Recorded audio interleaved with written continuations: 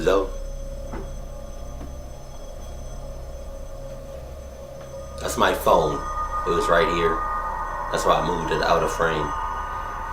Professional. This happened to my parents back in the late 80s. Right. They were in their mid-20s when this all occurred. My parents decided to go camping in cool California. When they got there, it was kind of late.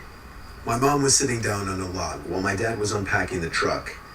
While sitting down, she heard walking around the campsite, so she went and quietly told my dad she heard something walking around. Okay. They got the hell out of there just in case. Yes, bitch. Yes. I would have did the same shit. They drove about 3 miles down the road with their headlights off so they wouldn't be followed. What the fuck? Once they got there, they set up camp and they began to drink their asses off while listening to a boxing match on the radio. Okay. Eventually, they settled in for the night. Now, they don't know for sure that this next event is connected to the first, but they believe it is. So they settled in, and my dad was asleep far before my mom. My mom was in the halfway state where you're half awake and half asleep. Yeah. Suddenly, she heard footsteps outside the tent. She abruptly snapped back to consciousness and listened. She tried waking my dad, but he was way too out of it. She listened for what seemed like hours when suddenly she heard the words, "Here I am, I'm going to kill you," from outside the tent. Whoa, what the fuck? While saying this, the man ran what she believes to be a knife along the tent. She could hear him walking and dragging the knife. She was literally frozen. She couldn't say anything or move. What would you do? With her mouth agape, she finally snapped out of it and screamed, "Jim, grab the shotgun and kill that son of a bitch." With that, my dad finally awoke. They heard snapping of twigs and footsteps and heard the guy running away. Of course, my parents didn't have a shotgun. It was a bluff that actually worked. Right. My dad got up seconds later and began to run after him, but he was long gone. After that, my parents decided they were getting the fuck out of there before anything else happened. When they got to their truck, they found out that their tires had been slashed. They were in the middle of nowhere and had no way out with some maniac that wanted to kill them nearby. That's fucked They actually up. tried blowing up the tires with one of those things you use to blow up rafts. Obviously that didn't work, but they had to try, right? About an hour or so later, a ranger that was patrolling the area came along and helped them out. He brought them back to town so they could get their tires fixed. While talking to the ranger, they found out that he had been searching for any suspicious activity due to recent murders nearby. My parents were likely the murderer's next victims. I tried to find some of the murder cases online, but was unable to. God damn. I began babysitting at 13 to earn some extra money to spend horribly on embarrassing things like Fall Out Boy's CDs. I would almost always work for my dad's clients and get referred by word of mouth.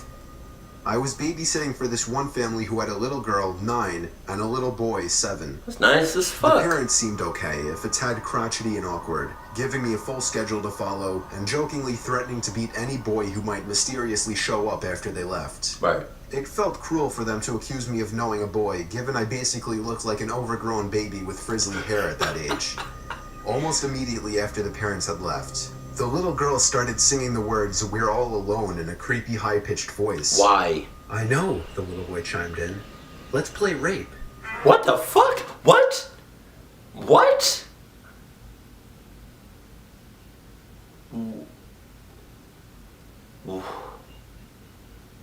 Who is he around? Who? What? Who is that little boy around?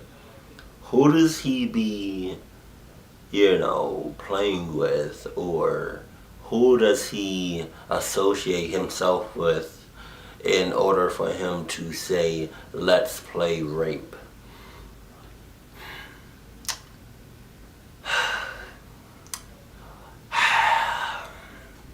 Looking back now, I know the kid probably just heard the term on TV, knew the word was shocking, and said it just for a reaction. I totally bought into it at the time, sputtering wide-eyed and changing the subject quickly. These kids were hell for the next hour. I wouldn't let them watch South Park on the TV because their parents did not seem like the type to allow their precious 7- and 9-year-old to watch a show like that. As soon as I said no, the little girl said casually, Oh, that's fine. We'll just go play PlayStation in the family room. Feel free to watch it out here. But I knew exactly where that was headed. I said they could watch any other TV show in the living room while I made them dinner. The parents had left instructions to make them sandwiches. I could handle that. Before I even got out the bread, I heard a massive crash. It seemed like the little girl had broken a glass.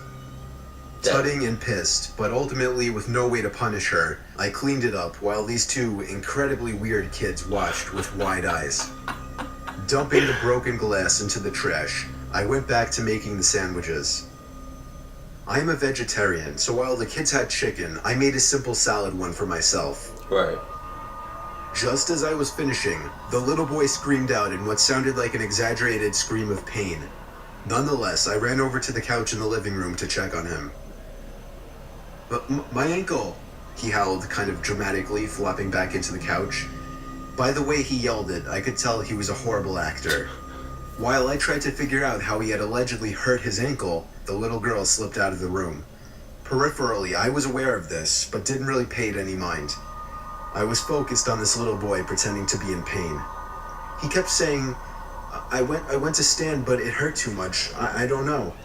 He kept saying this over and over until his eyes suddenly flicked to just behind me where I could see the little girl standing with a perturbing smile on her face. And just like that, he was miraculously healed. At this point, I was just thinking these kids were really weird, craved attention a little too much, and probably needed more parental involvement. Whatever, I was 13 and that $60 was only 4 hours away. I set out the sandwiches for the two to eat at the dining table. Then I went to get us all soda and returned. After pouring soda for both of them, I realized they hadn't even taken a bite of their sandwiches yet. I asked them what they were waiting for. Then they smiled. For you to take a bite of yours. What the fuck? For some reason, I felt like my heart dropped after she said this. And I'm so glad I had the gut feeling to open the top part of the sandwich. Because when I did, I saw glass. Broke. What the fuck is wrong with these kids? These kids are on some other shit. Fuck all that babysitting shit. I'm only babysitting people that I fucking know, like kids that I know, like family members, close friends. Like, I'm not babysitting no random ass kids. Fuck all that shit. No. What the fuck? What? Glass. Broken glass that I'd put in the trash. I stared in horror at the two kids staring at me with menacing grins. I lost it, shouting at them, explaining they could have easily injured my mouth. What's wrong with you two? Instead of crying or apologizing or pretending to be ashamed or confused, these two little fuckers began laughing. Not like kids. It was too low. It wasn't that silly, typical kids laugh. It was low and threatening. I'll never forget that noise. Those sons of bitches. My immediate reaction was, these kids are too young to be laughing like that. I called my older sister, cried about what happened, and she came and stayed there with me. Kill them bitches. We left the house with chills after the parents arrived. I never babysat for those two again. I wouldn't. What I can't get past is the level of premeditation that went into sprinkling that broken glass into my sandwich and the totally remorseless way they responded to my getting upset. They were unlike any two kids I've ever met before. That's that shit. Hey, fuck all that. Hey, nah, you can't trust nobody, especially kids and badass baby This kids. happened 3 years ago, August 2013 at the time I'm writing this. Right. I'm 25 years old, and a few years ago, me and 4 of my buddies who are all the same age as me were on our way to New Hampshire for a vacation. Or a one-week trip, rather, to a small getaway home that my buddy Johnny owns. It's in a very rural area, which is ideal for hunting, skiing, off-roading, paintballing, and overall just having a nice rural escape from the city. Why New Hampshire, you may ask? Well, apparently his grandparents owned the land as their own little vacation spot before they passed, and he didn't want to sell it. This was the first time he'd be going up there for a whole year. We had a late start to the day, so we left Massachusetts around 3 o'clock. And after making a bunch of stops on the way there, we were finally just about there at about 7:30. It was starting to get dark now, and the isolated country roads were a bit spooky at this hour.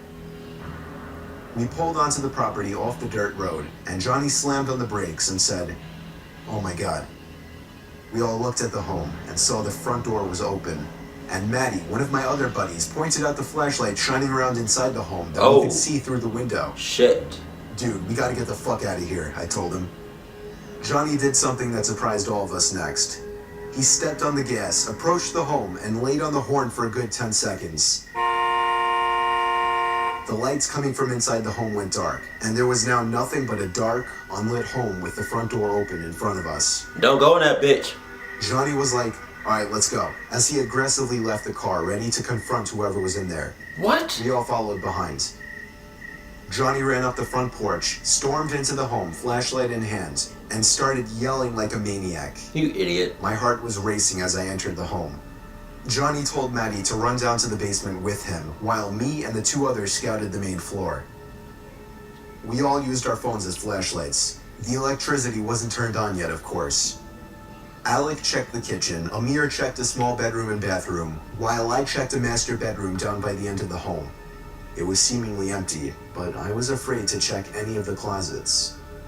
I reached out my hand closer to the doorknob of one of the sliding closets, but that's when I heard Maddie and Johnny screaming from the basement.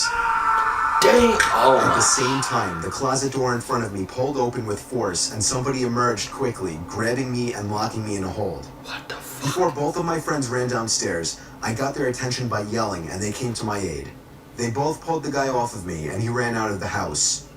We all ran downstairs expecting to find more intruders, but found something much more disturbing. Not only were we greeted to a putrid smell, but we were also immediately greeted to the gruesome sight of two dead bodies. Not just clean, unwounded corpses, no. These were bloody, missing limbs. Blood was splattered on the concrete floor. It was the most disturbing thing, no doubt, I have ever seen. We all ran as fast as possible out the house in an effort to find the man who attacked me, but it just wasn't possible. Forests surrounded the house, and it would be pointless. The sheriff's department came to investigate. It became a huge scene with police lines, people taking pictures and fingerprints and everything. The two victims were identified as Indian barbershop workers. The cause for the murders is, as far as I know, unknown. I would refer you to Johnny for more information, but I'm not going to invade his privacy and leak his information to strangers like that. Respect. When we went home, we didn't speak to each other for about a week. We were all emotionally scarred in a sense, at least for a while. Now, it's nothing more than a story to tell. Hey, man. Hey. Alright, so, first one. Right. I'm gonna tell y'all what I would have done in that camp, tent, outside. If I'm with somebody else and it's just me and that other person, right, and we camping, and we hear some footsteps, I'm hauling ass, just like them. But obviously, 3 miles wasn't far enough. To that guy in the video, 3 miles, that was like a 3-minute walk or something. Like, I guarantee you, if I was in that situation, I would have been long gone. Miles and miles and miles away. If somebody is trying to fucking kill me, 3 miles ain't shit to them. What the? You was straight bullshitting on that shit. As far as the babysitting, I already told y'all, nope. Like, you have, man, fuck all of that shit. Like, if I'm gonna babysit your kids, I need a fucking background history. I need to know what school they go to. I need to know their first, middle, and last names. I need to know their date of birth, the social security numbers. Right, I need to know their favorite colors. I need to know a lot about your kids before I start babysitting them. For real. Especially their fucking history. And I need to be with them while I'm with you as the parents. I need to be with y'all, all of y'all together, because I'm not just going to babysit some random ass kids, because they can easily just fuck me over and fuck me up. No pun intended when I say, they can easily just do shit. to just fucking fuck with you and try to kill your ass for no fucking reason. God, man, hey. Shit. And you know what's kind of funny? I kind of forgot the last story, even though it was the last story. But a lot of these people in these goddamn stories, these people will be bullshitting for real.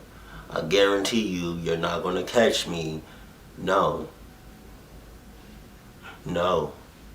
Especially that babysitting shit. Like, if y'all have any babysitting stories, right, as far as you babysitting the kids or kid, and it was some like wild shit they were trying to do to you, let me know that in the comment section below.